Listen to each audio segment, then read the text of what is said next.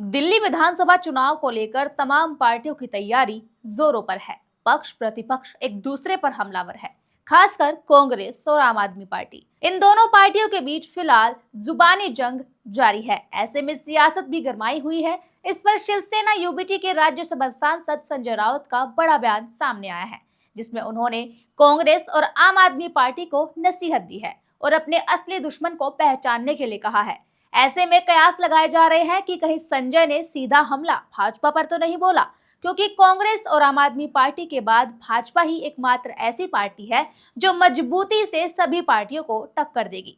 तो क्या संजय ने कांग्रेस और आम आदमी पार्टी को भाजपा से सावधान होने के लिए कहा है? क्या संजय चाहते हैं कि कांग्रेस और आम आदमी पार्टी साथ मिलकर काम करे?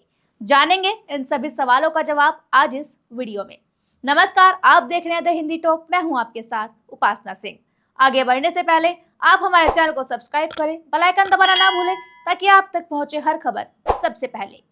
दिल्ली विधानसभा चुनाव से पहले इंडिया गठबंधन में शामिल आम आदमी पार्टी और कांग्रेस के बीच जुबानी जंग जारी है। इस बीच शिवसेना यानी यूबीटी के नेता संजय राउत ने एक बड़ा बयान दिया, जिसमें उन्होंने कहा कि कांग्रेस और आम आदमी पार्टी को समझना चाहिए कि उनका असली दुश्मन कौन है। अगर किसी को ये बात पता नहीं है तो सब कुछ बेकार है। इंडिया गठबंधन के दोनों सहयोगियों में गतिरोध के बीच राउत का ये इशारा बीजेपी की ओर बताया जा रहा है। शिवसेना के राज्यसभा सांसद संजय राउत ने कहा कि कांग्रेस और आम आदमी पार्टी राज्य स्तर पर अलग अलग चुनाव लड़ते हैं। उनके विचार भिन्न हो सकते हैं, लेकिन उन्हें विपक्षी गठबंधन के हिस्से के रूप में अपने रिश्तों को ध्यान में रखना चाहिए। वहीं उद्धव गुट के नेता भी इसे लेकर पहले बयान दे चुके हैं। उन्होंने कहा था कि आम आदमी पार्टी और कांग्रेस की लड़ाई पुरानी है। दोनों दलों को दिमाग में रखना चाहिए कि वे इंडिया गठबंधन के घटक के रूप में मिलकर कुछ चुनाव लड़ चुके हैं। संजय राउत का मानना है कि कांग्रेस और आम आदमी पार्टी की लड़ाई के बीच भाजपा फायदा उठा सकती है। ऐसे में उन दोनों दलों को दिमाग में बात रखनी चाहिए कि लड़ाई एक दूसरे के खिलाफ नहीं, बल्कि बीजेपी के खिलाफ है। हमारा दुश्मन कौन है, कांग्रेस या बीजेपी? अगर किसी को ये बात नहीं पता तो सब कुछ बेकार है। बता दें कि दिल्ली में कांग्रेस ने बुधवार को 12 सूत्री श्वेत पत्र जारी किया था, जिसमें अरविंद केजरीवाल की आम आदमी पार्टी और बीजेपी पर वादे पूरे नहीं करने और खराब मैनेजमेंट को लेकर निशाना साधा गया था। वहीं इस पर आम आदमी पार्टी ने गुरुवार को कांग्रेस से अपने नेताओं के बयानों के खिलाफ 24 घंटे में अनुशासनात्मक कार्रवाई करने की मांग की थी। साथ ही ये भी कहा था कि अगर कांग्रेस ऐसा नहीं करती तो उसे इंडिया गठबंधन से बाहर निकलवाने पर जोर दिया जाएगा। इसके अलावा दिल्ली में सत्तारूढ़ पार्टी ने कांग्रेस पर राजधानी में होने वाले चुनाव के लिए बीजेपी से साठगांठ करने का भी आरोप लगाया। बता दें कि इससे पहले भी संजय राउत ने कांग्रेस पर हमला बोला है, जिसमें उन्होंने कहा था कि कांग्रेस को राष्ट्रीय राजधानी में पिछले 3 लोकसभा और विधानसभा चुनाव में कोई सफलता नहीं मिली है। ऐसे में कांग्रेस और बीजेपी आम आदमी पार्टी पर निशाना साध रही है।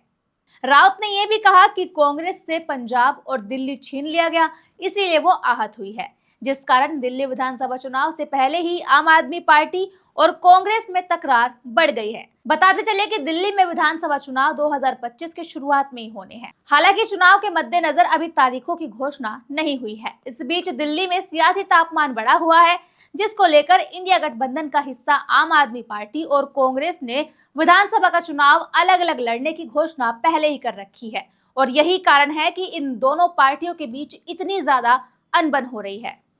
इससे पहले दिल्ली की मुख्यमंत्री आतिशी ने गुरुवार को कांग्रेस पर आरोप लगाते हुए कहा था कि ये बिल्कुल साफ हो गया है कि दिल्ली के चुनाव के लिए कांग्रेस ने बीजेपी से साठगांठ कर ली है। उन्होंने कहा था कि बुधवार को कांग्रेस के बड़े बड़े नेता अजय माकन ने अरविंद केजरीवाल को एंटी नेशनल कहा। मैं कांग्रेस से पूछना चाहती हूं कि उन्होंने आज तक बीजेपी के किसी भी नेता पर ऐसा आरोप क्यों नहीं लगाया, लेकिन आज कांग्रेस आम आदमी पार्टी और अरविंद केजरीवाल पर एंटी नेशनल होने के आरोप लगा रही है। उन्होंने आगे कहा कि बुधवार को कांग्रेस ने अरविंद केजरीवाल और मेरे खिलाफ एक एफआईआर दर्ज करवाई, लेकिन क्या कांग्रेस ने आज तक बीजेपी के खिलाफ कोई एफआईआर दर्ज करवाई है? दरअसल कांग्रेस और आम आदमी पार्टी के बीच की तकरार की बड़ी वजह यह भी है कि दिल्ली में हाल ही में हुए लोकसभा चुनाव के दौरान इंडिया गठबंधन के तहत आम आदमी पार्टी और कांग्रेस ने साथ मिलकर चुनाव लड़ा था। लेकिन इस चुनाव में दोनों में से किसी भी दल को एक भी सीट पर जीत हासिल नहीं हुई थी। राजधानी दिल्ली की सभी सीटों पर बीजेपी ने कब्जा जमाया था। अब दिल्ली विधानसभा चुनाव में ये तीनों प्रमुख पार्टियां अलग अलग चुनाव मैदान में उतरने जा रही हैं और एक दूसरे पर आरोप प्रत्यारोप लगा रही है। ये बात तो सभी जानते हैं कि महाराष्ट्र विधानसभा चुनाव में भी महाविकास अघाड़ी को करारी हार का सामना करना पड़ा था और महायुति को प्रचंड बहुमत मिला था। ऐसे में संजय राउत चाहते हैं कि इंडिया गठबंधन में शामिल पार्टियां अपने में ना लड़े ताकि बीजेपी को इसका फायदा ना पहुंचे। फिलहाल के लिए इस खबर में इतना ही। इस मुद्दे पर अपनी राय कमेंट में जरूर बताएं। ऐसी ही खबरों के लिए सब्सक्राइब करें द हिंदी टॉप, साथ ही हमें एक्स यानी ट्विटर, फेसबुक और इंस्टा पर भी फॉलो करें।